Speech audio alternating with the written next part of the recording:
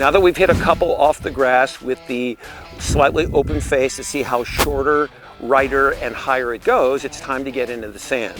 When you get in here, the thing that is the most important skill is to be able to hit the sand 3 inches behind the ball.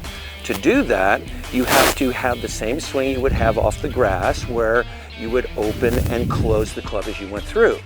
The problem is that when you're setting up to the left and changing the club face back towards the target, you have to first of all swing along your feet, which looks too far left, but is actually the right thing. If you swing to the right, that will make you hit too far behind it. But here's the hardest part. On a regular shot, you start with a square club, you open it on a backswing, and then you close it back to square. That's what lets it hit the ground where it should. On this one, you're gonna have an open club, and then you have to open it more to make a normal backswing, even though that feels terrible. But then here's the hard part, you have to close it back to open. It is the closing procedure that makes you hit the ground in the right place.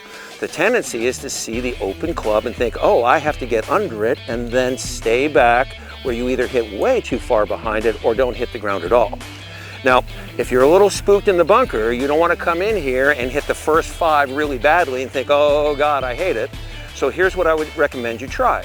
I've got a ball here as the last one, and I have 4 dents, and I've drawn a line 3 inches behind each one. I'm going to aim at 11 o'clock. I'm going to hover the club up with an open face that's an inch from the sand and an inch from where the ball would be. And if I do that, I'm trying to hit 3 inches behind it. If you set up back here, you might hit 6 inches behind it. Now on the first one, I won't turn enough and I'll hit too far behind it. On the second one, I won't let my arms come down soon enough and I'll hit too far ahead. But if you come up to the next one and you're hitting the ground in approximately the right place, and especially if the divot looks like an American football, you're doing well.